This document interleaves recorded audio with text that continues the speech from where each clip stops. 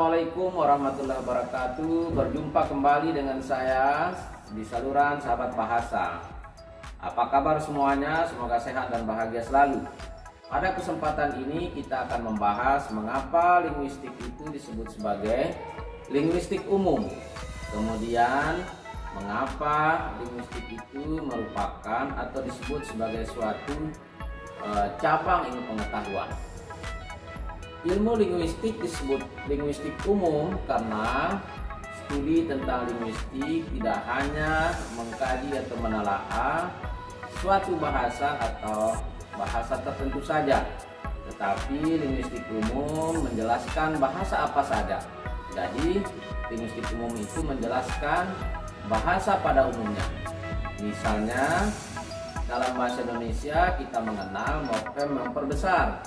Morfem memperbesar ini sebenarnya kalau kita turunkan itu berasal dari morfem memper dan morfem besar. Kita tahu bahwa morfem memper memiliki makna kausatif karena morfem ini memiliki atau mengandung arti sebab atau menyebabkan sesuatu menjadi lebih besar.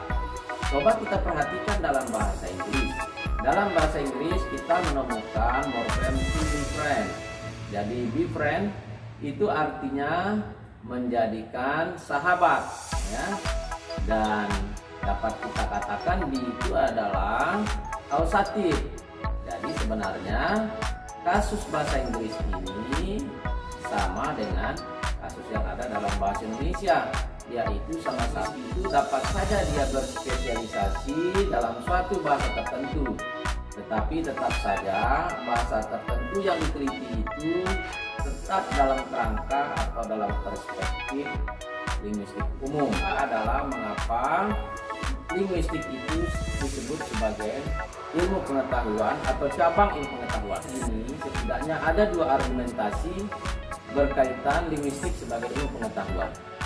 Yang pertama, bahwa linguistik itu adalah merupakan ilmu pengetahuan spesifik. Seperti kita ketahui bahwa sebagai ilmu pengetahuan spesifik kita mengenal bermacam-macam ilmu pengetahuan seperti kedokteran, sosiologi, psikologi dan lain sebagainya.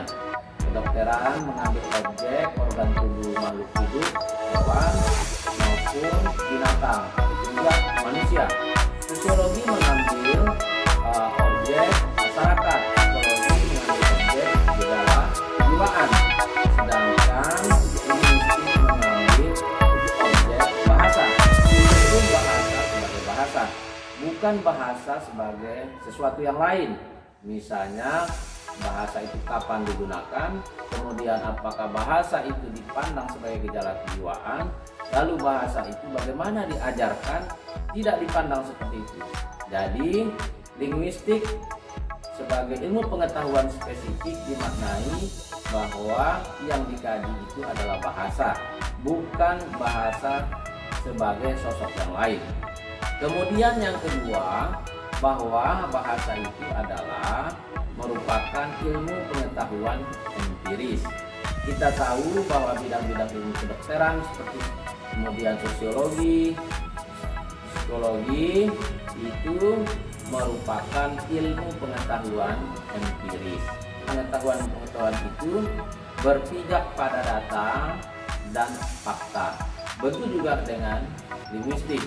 Dia adalah berbasis dengan data dan fakta. Misalnya kita mencoba meneliti bahasa Jepang tentang tata urutan kata dalam suatu kalimat, misalnya khususnya verba.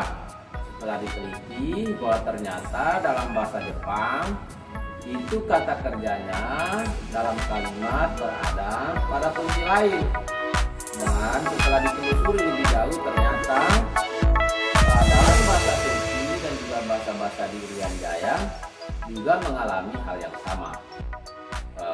Tetapi ada juga bahasa-bahasa dunia seperti bahasa Inggris dan juga bahasa Indonesia tidak menempatkan kata kerja dalam posisi akhir, sehingga dari fakta ini dapat disimpulkan bahwa rupanya terdapat sebagian bahasa yang menempatkan kata kerja dalam tata urutan kalimatnya pada posisi akhir, tetapi terdapat pula sebagian bahasa yang tidak menempatkan kata kerjanya dalam tata urutan kalimatnya dalam posisi akhir.